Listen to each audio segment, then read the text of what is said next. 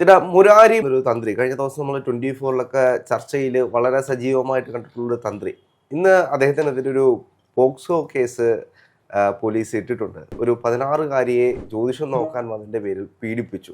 യഥാർത്ഥത്തിൽ എന്തുകൊണ്ടാണ് പീഡിപ്പിക്കാൻ ശ്രമിച്ചു? എന്തുകൊണ്ടാണ് ഇതൊക്കെ നമ്മുടെ കേരളത്തിൽ തന്നെ സംഭവിക്കുന്നത്? ഇത്തരത്തിലുള്ള ആളുകളെ ചാനലുകൾ ഇന്റർവ്യൂ നടത്തുന്നത്? അങ്ങനെ പറയാൻ പറ്റില്ല. ചാനലുകൾ ഇന്റർവ്യൂ ചെയ്യുന്നതിനെ പറ്റി അതിലേക്ക് വരാം. ഇവിടെ സംഭവിച്ചിരിക്കുന്നത് എന്താണെന്ന് വെച്ച് കഴിഞ്ഞാൽ, ഈ സോഷ്യൽ മീഡിയ സെലിബ്രേറ്റ് ചെയ്ത ഒരാളാണ് ഈ മുരാരി തന്ത്രി എന്ന് പറയുന്ന ആൾ. ഈ മുരാരി തന്ത്രി അയാളുടെ സോഷ്യൽ മീഡിയ അക്കൗണ്ടുകളിലൂടെ ടിക്ടോക്കും ഇൻസ്റ്റാഗ്രാം റീൽസും ഒക്കെ ചെയ്തിട്ട് ഡാൻസൊക്കെ കളിച്ച് പാട്ടൊക്കെ പാടി ഭയങ്കര വൈറലാവുകയും ഷിരൂരിൽ അർജുൻ്റെ മരണം പ്രവചിച്ചു എന്നൊക്കെ പറഞ്ഞ് ഈ കൊട്ടാരക്കര മേഖലയിലുള്ള ഒരുപാട് ഓൺലൈൻ മാധ്യമ സുഹൃത്തുക്കൾ ഇയാളെക്കുറിച്ച് വീഡിയോ ചെയ്യുകയൊക്കെ ചെയ്തപ്പോഴാണ് ഇയാൾ കയറി ഫേമസ് ആവും. സത്യത്തിൽ ഇവൻ എവിടുത്തെ തന്ത്രിയാണ് എന്ന് നമ്മൾ അന്വേഷിക്കേണ്ടതുണ്ട്. ഈ മുരാരി തന്ത്രി എന്ന പേരിൽ, അതും 24-ൽ ശ്രീകണ്ഠൻ നായരെ പോലെ ഇത്രയും മാധ്യമരംഗത്തെ പ്രഗത്ഭനായ ഒരു മനുഷ്യൻ നയിച്ച തമ്മിൽ ചർച്ചയിലൊക്കെ വിളിച്ചുകൊണ്ടിരുത്താനുള്ള എന്ത് യോഗ്യത? ഇയാളെ ഉടായ്പാണെന്ന് ചിത്രീകരിക്കാനാണെങ്കിൽ അങ്ങനെ ചിത്രീകരിക്കണം. അങ്ങനെ ചിത്രീകരിച്ചില്ല. ഇയാൾ തലയിൽ പൂവൊക്കെ ഇട്ട് നിറച്ച് രുദ്രാക്ഷമാലയും സ്വർണ്ണമാലയും ഒക്കെ വാരിയിട്ട് വന്നിരുന്ന് ആധികാരികമായിട്ടൊക്കെ സംസാരിക്കുന്ന കണ്ടപ്പോൾ നമുക്ക് ചിരി വന്നു. പണ്ട് ഇയാൾ ആ നാട്ടിൽ ഇയാളുടെ വീട്ടിലേക്കുള്ള ഒരു വഴി നിർമ്മിച്ചു നൽകിയതുമായി ബന്ധപ്പെട്ട് അവിടുത്തെ ഒരു ഓൺലൈൻ മാധ്യമ സുഹൃത്തുമായി ബന്ധപ്പെട്ട് ഇയാൾ തർക്കങ്ങളൊക്കെ ഉണ്ടായ സമയത്ത് ഇയാളുടെ ഒരു ഹിസ്റ്ററി ഞാൻ അന്വേഷിച്ചിരുന്നു, എന്താണ് ഏതാണെന്ന് അറിയാൻ വേണ്ടിയിട്ട്. അന്ന് ഇയാളോടൊന്ന് ഇതിൻ്റെ ഒരു വേർഷൻ എന്താ സംഭവം, നമ്മുടെ നാടാണ്, കൊട്ടാരക്കര നമ്മുടെ സാധനമാണ്. അപ്പം ഈ ഓൺലൈൻ മാധ്യമ പ്രവർത്തൻ്റെ ഒരു വേർഷൻ നമ്മൾ കേട്ടു. അതിനുശേഷം ഇയാളുടെ ഒരു വേർഷൻ കേൾക്കാൻ വേണ്ടിയിട്ട് ഇയാളുടെ ഓഫീസിലേക്ക് വിളിച്ചപ്പോൾ, ഇയാളുടെ നമ്പറിലേക്ക് വിളിച്ചു. ഒരു പെൺകുട്ടിയാണ് ഫോൺ എടുത്ത്. ഈ പുള്ളിയോട് സംസാരിക്കണമെങ്കിൽ 5 ദിവസം മുമ്പ് അപ്പോയിൻമെൻ്റ് എടുക്കണം. എന്നാൽ അതെല്ലാം സുഹൃത്ത് ഈ വിഷയമായിട്ട് ഭയങ്കര ഒരു മോശമായ സംസാരമാണ് തിരിച്ചുണ്ടായത്. അന്ന് ഇയാളെക്കുറിച്ച് നമ്മളൊന്ന് അന്വേഷിച്ച് വെച്ചതാണ്. നമുക്കറിയാം എവിടെങ്കിലും ചെന്ന് ഇയാൾ പെടും എന്നുള്ളത് നമുക്ക് കൃത്യമായിട്ട്. കാരണം ഇയാളുടെ കാട്ടിക്കൂട്ടലുകളെല്ലാം അങ്ങനെയാണ്. അങ്ങനെ അന്വേഷിച്ചപ്പോഴാണ് ഇയാൾ എങ്ങനെയാണ് ഇവൻ്റെ പേര് രാജൻ എന്നാണ്, മുരാരി ഒന്നുമല്ല, ഇവൻ്റെ പേര് രാജൻ എന്നാണ്. ഇയാള് പണ്ട് ഏതാണ്ട് കള്ളിയത്തോ എന്തൊക്കെയായിരുന്നു, അത് പോട്ടെ. കൊട്ടാരക്കരക്കാരെല്ലാവരും പറയുന്നത് ഇയാൾ കൊട്ടാരക്കര ബസ് സ്റ്റാൻഡിൻ്റെ അടുത്ത് ഓട്ടോറിക്ഷ ഓടിച്ചുകൊണ്ടിരുന്ന ഒരു ഓട്ടോറിക്ഷ തൊഴിലാളിയായിരുന്നു. ഈ ഓട്ടോറിക്ഷ തൊഴിലാളി, ആ ഓട്ടോറിക്ഷയുടെ പേരായിരുന്നു മുരാരി. മുരാരി എന്ന് പറഞ്ഞാൽ ഭഗവാന്റെ പേരാണ്. അപ്പോൾ ഇയാള് പെട്ടെന്നൊരു ദിവസം ഒരു ശാന്തിക്കാരനായിട്ട് അവതരിക്കുകയാണ്. അപ്പോൾ സാധാരണക്കാർക്ക് എല്ലാവർക്കും ശാന്തിക്കാരനാവാം, അതിനകത്തൊന്നും പ്രശ്നമൊന്നുമില്ല. ഇപ്പോൾ രാഹുൽ വേദം പഠിച്ച ആളാണ്, പൂണൂല് ധരിച്ചിരുന്ന ആളാണ്, ശാന്തിപ്പണി ചെയ്തിരുന്ന ആളാണ് കുറച്ചു കാലം പാർട്ട് ടൈമായിട്ട്. രാഹുലിന് ആ ജോലിയോടുള്ള താല്പര്യം കുറഞ്ഞപ്പോൾ രാഹുൽ ആ പണി ഉപേക്ഷിച്ച് അടുത്ത പണിയിലേക്ക് വന്ന ആളാണ്. അപ്പോൾ ഓട്ടോക്കാരനും ശാന്തിക്കാരനാവാം. പക്ഷെ എങ്ങനെയാണ് ഇയാൾ തന്ത്രിയായത് എന്നുള്ളത്, നിങ്ങൾ ഏത് തന്ത്രവിദ്യാപീഠത്തിലാണ് താന്ത്രികത്വം പഠിച്ചിട്ടുണ്ടോ എന്നറിയില്ല, പഠിച്ചിട്ടുള്ളത് എന്ന് എനിക്കറിയില്ല. അതും വിട്, ഇയാളിപ്പോൾ ചെയ്യുന്ന പണി എന്താ? ബാധ ഒഴിപ്പിക്കൽ. അത് സ്വാഭാവികമായിട്ടും കബഡി നിരത്തി ജ്യോതിഷം പഠിച്ചാൽ മതി. ഞാനൊരു വർഷം മെനക്കെട്ടാൽ എനിക്കത് പഠിക്കാൻ പറ്റും. കാരണം എനിക്ക് താല്പര്യമുള്ളൊരു വിഷയമാണ്, അല്ലെങ്കിൽ രാഹുലിന് താല്പര്യമുള്ള വിഷയമായിരിക്കും. ഇത് പഠിച്ചെടുക്കാൻ പറ്റുന്നതിനകത്ത് തെറ്റൊന്നുമില്ല. പക്ഷെ ഇവന്റെ കാട്ടിക്കൂട്ടലുകളുണ്ട്.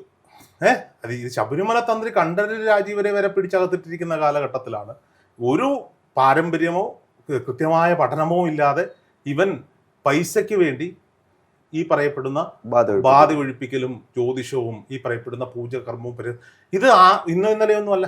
ഈ വഴിതടയലുമായി ബന്ധപ്പെട്ട് തിരുവനന്തപുരത്തെ വിസ്മയാനൂസിന്റെ റിപ്പോർട്ടറായിരിക്കുന്ന രജിത് കാര്യത്തിലുമായി ബന്ധപ്പെട്ട് ഒരു തർക്കമുണ്ടായപ്പോൾ രജിത്ത് 3-4 വീഡിയോകൾ ചെയ്തതാണ്. ഇയാൾ പല ക്ഷേത്രങ്ങളിൽ പോയി കാണിച്ചു കൂട്ടിയ ഉടായ്പകളെ പറ്റി.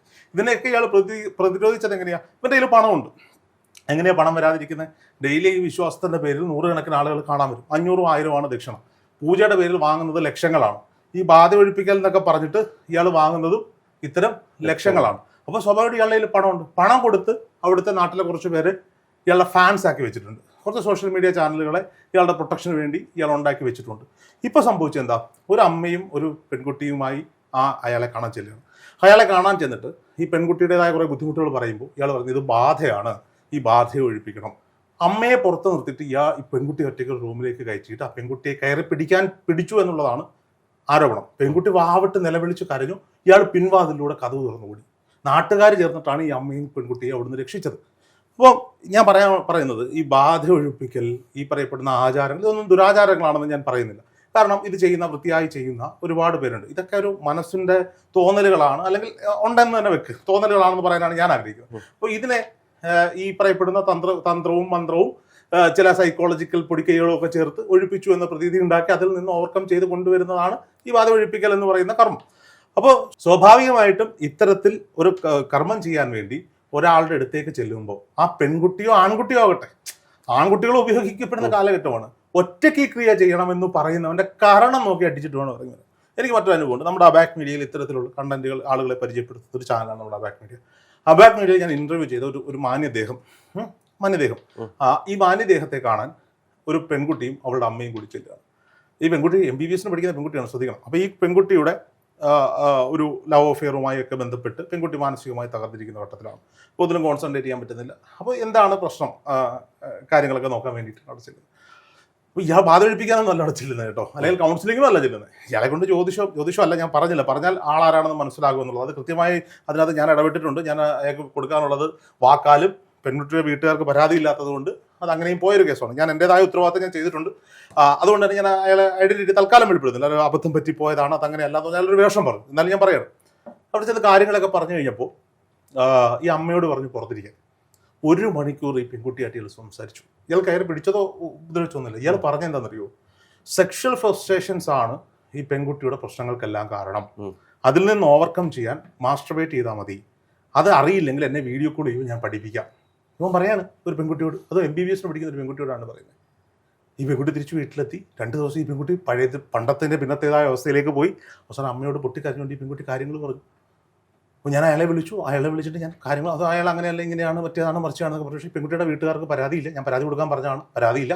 അവസാനം ഞാൻ അയാളോട് കൃത്യമായി പറഞ്ഞു, നിന്നെക്കുറിച്ച് ഇനി എന്തെങ്കിലും ഒരു പരാതി ലഭിച്ചാൽ ആ അമ്മയുടെയും തൻ്റെയും ഓഡിയോ ക്ലിപ്പ് ഞാൻ റെക്കോർഡ് ചെയ്ത് വെച്ചിട്ടുണ്ട്. അതായത് ഇതിൻ്റെയൊക്കെ മറവിൽ ഇത് വൃത്തിയായി ചെയ്യുന്ന എത്രയോ പേരുണ്ട്. ഇവരെയൊക്കെ ഉപയോഗിക്കുകയാണ്, ഇതിനെ ദുരുപയോഗം ചെയ്യുകയാണ് അന്നേരത്തെ ഒരു സുഖത്തിന് വേണ്ടി.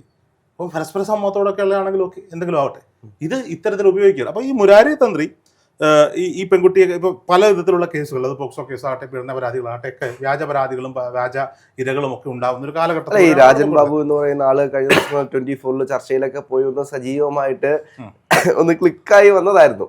പെട്ടെന്നൊറ്റ ദിവസം കൊണ്ടാണ്. ഇപ്പോൾ അതിൻ്റെ അടിയിൽ ചില ആളുകൾ പറയുന്നത് അയാളെ പെടുത്തിയതായിരിക്കാം, അല്ലെങ്കിൽ ഞാൻ ചോദിക്കുന്നത് ഇയാളെ പെടുത്തിയതായാലും എന്തായാലും ഈ കേസിന്റെ പോലീസ് അന്വേഷിക്കുന്നുണ്ട്. ഇയാൾ ഒളിവിലാണ്, പോലീസ് അന്വേഷിക്കുന്നുണ്ട്, തെളിവുകളടക്കം പുറത്തു വരും. ഇയാൾ നിരപരാധിയാണെങ്കിലും ഒക്കെ, പെടുത്തിയതാണെങ്കിൽ ഒരിക്കലും ഓടിപ്പോകേണ്ട ഒരു ആവശ്യമില്ല. അപ്പോൾ സ്വാഭാവികമായിട്ടും ഇയാളിത് ചെയ്തിട്ടുണ്ടെങ്കിലും ഇല്ലെങ്കിലും ഇയാളുടെ ബാക്ക്ഗ്രൗണ്ട് അന്വേഷിക്കപ്പെടേണ്ടതാണ്. ഇനിയെങ്കിലും ഇയാൾക്ക് എവിടെ നിന്നാണ് ഇത്രയും വലിയ സ്വത്ത് വന്നത്, ഇയാൾ എവിടെയാണ് ഇത് പഠിച്ചത്? കാര്യം കുറെ നാളുകൾക്ക് മുമ്പ് വരെ കൊട്ടാരക്കരയിൽ ഓട്ടോ ഓടിച്ച് നടന്നൊരു രാജൻ എങ്ങനെയാണ് പെട്ടെന്ന് വേറൊരു പേരിൽ വേറൊരു തന്ത്രിയായിട്ട് അവതരിക്കുക? അപ്പോൾ ഒരു ജ്യോത്സ്യനോ ഒരു തിരുമേനിയോ ഒരു ശാന്തിയോ ഒക്കെ ആവുകയാണെങ്കിൽ നമുക്ക് അംഗീകരിക്കാം. എങ്ങനെയാണ് ഇയാൾ തന്ത്രി ആയത് എന്നുള്ളതാണ് നമുക്ക് അറിയേണ്ടത്. അപ്പോൾ തന്ത്രി പഠിച്ചത് ഇയാൾ എവിടുത്തെ തന്ത്രിയാണ്, അതാണ്. അപ്പോൾ ഉഡായിപ്പ് രാജൻ. അപ്പോൾ ഇനിയെങ്കിലും ഈ പെൺകുട്ടികളെയും ആൺകുട്ടികളും ഒക്കെയായി ഈ ജ്യോത്സ്യന്മാരുടെ പൂച്ച അതൊക്കെ നിങ്ങൾ പോകും, നിങ്ങളുടെ വിശ്വാസങ്ങളാണ്. പോകുമ്പോൾ ഒറ്റയ്ക്ക് കാണണം എന്ന് പറഞ്ഞാൽ അപ്പോൾ തന്നെ അവന് കാരണം ഒരു കടിയും കൊടുത്തിട്ട് പോരുക. നമുക്കറിയാവുന്ന എത്രയോ പേരുണ്ട്, നമ്മൾ പരിചയപ്പെടുത്തിയിട്ടുള്ള സൈക്കോളജി പഠിച്ചിട്ടുള്ള പാരമ്പര്യമായി ഇതൊക്കെ ചെയ്യുന്ന എത്രയോ പേരുണ്ട്. അവരൊക്കെ ഇത് കർമ്മങ്ങൾ ചെയ്യുന്ന വീഡിയോസ് നമ്മളുണ്ട്. കുടുംബാംഗങ്ങളെ ഇരുത്തിക്കൊണ്ട് റെക്കോർഡ് ചെയ്തിട്ടാണ് അവർ ചെയ്യുന്നത്. എന്തിനാണെന്ന് വെച്ചാൽ അവർക്ക് നാളെ ഒരു പ്രശ്നം ഉണ്ടാകരുത് എന്നുള്ളതുകൊണ്ട് 4 സൈഡിലും CCTV വെച്ചിട്ട് ഈ കർമ്മങ്ങൾ റെക്കോർഡ് ചെയ്ത് ചെയ്യുന്ന എത്രയോ പേരെ നമ്മൾ തന്നെ ബാക്ക് മീഡിയയിലൂടെ പരിചയപ്പെടുത്തിയിട്ടുണ്ട്. അവരെ ഉടായ്പകളാണ്, ഇവനെ ഇങ്ങനെയുള്ളവന്മാരെ കുറ്റിച്ചൂല് കൊണ്ടടിക്കണം.